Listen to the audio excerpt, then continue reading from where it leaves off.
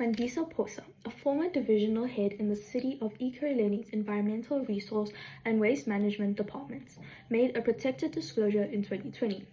She revealed significant procurement irregularities related to two key projects, the Keep Ekurhuleni Clean Initiative and the COVID-19 Delivery Plan. Posa's whistleblowing exposed her line manager Faith Washela and the Bid Evaluation Committee for violating tender processes by favoring specific service providers for both the Keep Ekurhuleni Clean and COVID-19 Service Delivery Plan projects. This favoritism breached the city's supply chain management processes, leading to significant irregularities in both projects. Posa's attempt to expose the truth resulted in harsh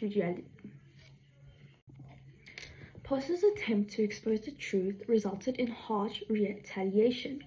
In a recent Labour court ruling, it was determined that Posa was unfairly dismissed due to her protected disclosure, not for any alleged poor performance or incapacity, as the city had argued.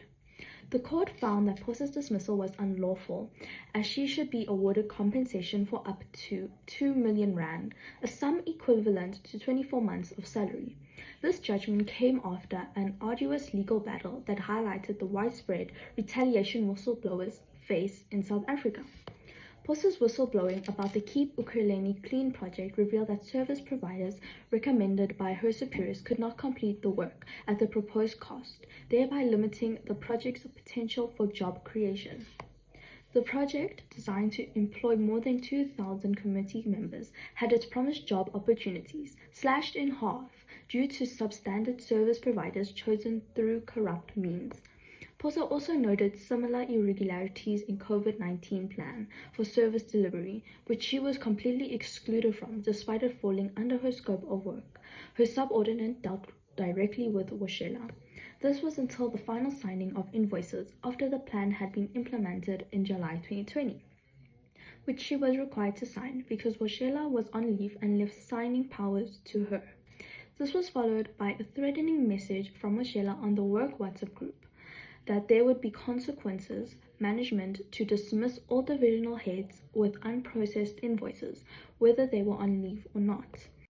Despite her genuine concerns, Posa was pressured to finalize the reports and overlook the irregularities in both the Keep Ekurhuleni Clean Initiative and the COVID-19 Service Delivery Plan. When she refused to do so, the retaliation began. Her decision to report the wrongdoing, which violated public service laws, led to her harassment and eventual dismissal. The city's spokesperson, Pakamile, told Daily Maverick they were taking Posa's matter on appeal, and after a thorough review of the judgment, the city decided to take it to the higher court and contact attorneys on record, and that they were in the process of dissolving. Yet, they were not told about this development, which had additional steps to their part, and to be able to support their appeal. He said Washela's employment with the city was terminated about 2 years ago. On the disclosures made by Posa and whether the city has followed up on her disclosures, Pakile said at the time they were unable to provide specific details regarding the follow-up activities and results related to Ms. Posa's disclosures. The matter is still subject to ongoing internal review processes and due to the confidential nature of the proceedings, and that they are constrained from sharing further information. Posa's case is not an isolated one. Sarika Lakraj Naidu, a former finance director at the City of Johannesburg, also faced relentless retaliation after exposing financial irregularities. For more than a decade, Lakraj Naidu reported multiple instances of alleged corruption, including suspicious contracts and fraudulent dealings.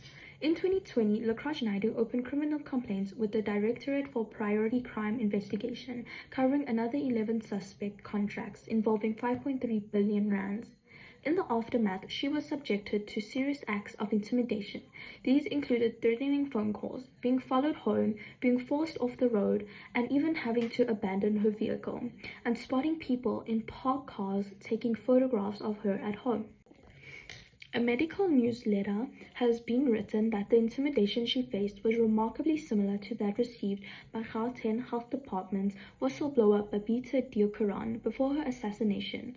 Deokaran, the Chief Director of Financial Accounting at the Gauteng Department of Health, exposed widespread corruption before she was killed in 2021.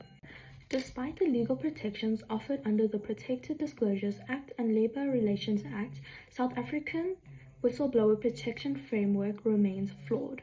Kareem Singh, director of Corruption Watch, told Daily Maverick that the issue of whistleblowers' support and protection continues to be one of our main focus areas. Despite the POSA case, most whistleblowers still suffer from occupational detriment, intimidation, and increased sense of vulnerability. Singh advocates for stronger, more comprehensive legislation to protect whistleblowers and prevent retaliation. He called for the Department of Justice to introduce standalone legislation that provides clear, enforceable protections for whistleblowers, ensuring they are shielded from threats to their careers and lives.